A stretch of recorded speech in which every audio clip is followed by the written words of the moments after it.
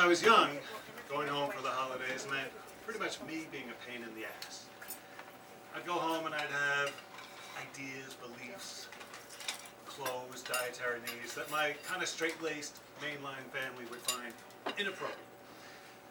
As I got older, I mellowed in some ways and they accepted me in others, and going home for the holidays meant for me going home for Christmas, and that was all about what gifts you brought. It's hard to get gifts that are good for people, that they like or use very much or remember.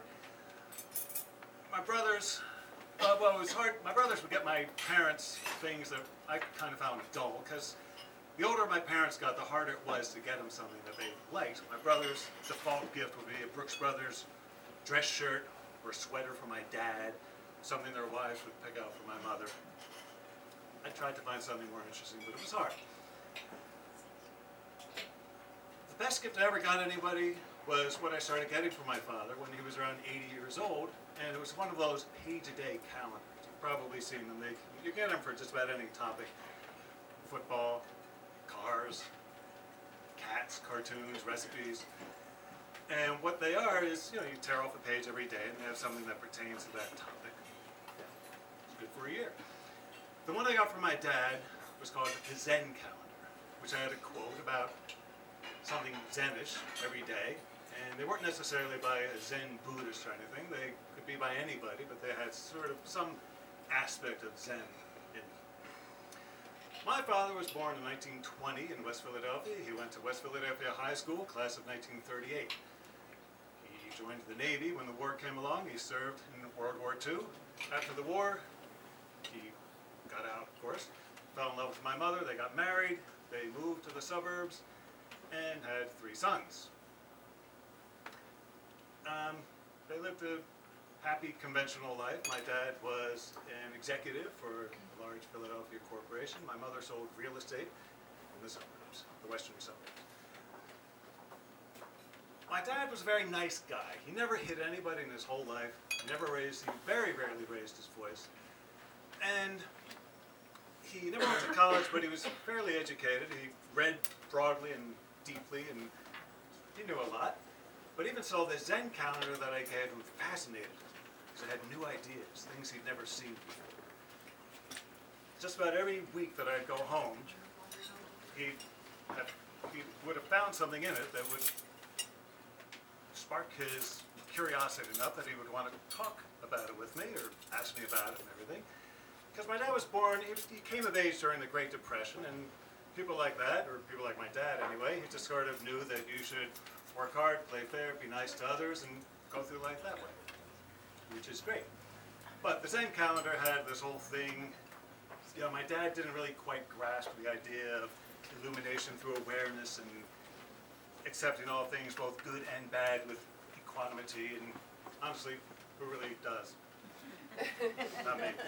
Try as we might, right? So my dad, he really enjoyed getting the Zen calendar, and it was about the only time I've ever given anybody something that they looked forward to getting before they got it, even though they knew what it was. Because I gave it to him, I started giving it to him when he was around 80. So, 4 years ago, when my dad was 91, my mother died.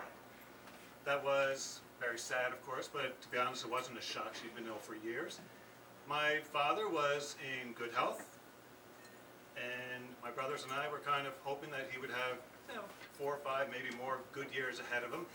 He still drove, he went to church, he did social things. While we were growing up, he did his share of the laundry and cooking, so he could live on his own without a problem. So we kind of hoped that he'd be okay, spend time with us, and just sort of enjoy being by himself. He'd worked very hard as my mother's primary caregiver in her final years. So, like I said, we were kind of hoping he would enjoy his final years in peace. But no, around Thanksgiving of the same year, he had a stroke. He had left his mind intact, but he was physically kind of wobbly, so we hired an aide to live in the house and help him out. And things kind of didn't look too bad. I bought him the Zen calendar for the coming year, and I tried not to sort of think about how much of it he'd live to see and things like that. I kind of was hoping, obviously, that he'd go through that whole Zen calendar. And I would buy it for myself, too, every year when I would buy it for my dad. turns out he didn't see any of it. He kind of got he got an infection in mid-December of that year. Everything went downhill. He threw a clot, as they say, and he died in mid-December. His funeral was 4 years ago yesterday. So I gave the Zen calendar that I bought for myself to somebody else, and I kept the one that I bought for my dad. They were identical, of course, but I kind of like the idea of sort of being linked to him by looking at the one I'd gotten for him every day, so I kept that one. On Sunday, January 1st, 2012, I opened it up and I turned to the first page. I looked at the quote, and the quote was by a 5th or 6th century monk, they're not really sure, named Bodhidharma, who, among other things, kind of laid the groundwork for Kung Fu. And I looked at the quote, stared at it for a minute, and it was so perfect that I never tore that page off. I never looked at any of the other quotes. And I put that calendar in front of a picture of my father on a table. I actually have a picture of my father and my mother on a table, and it's still there.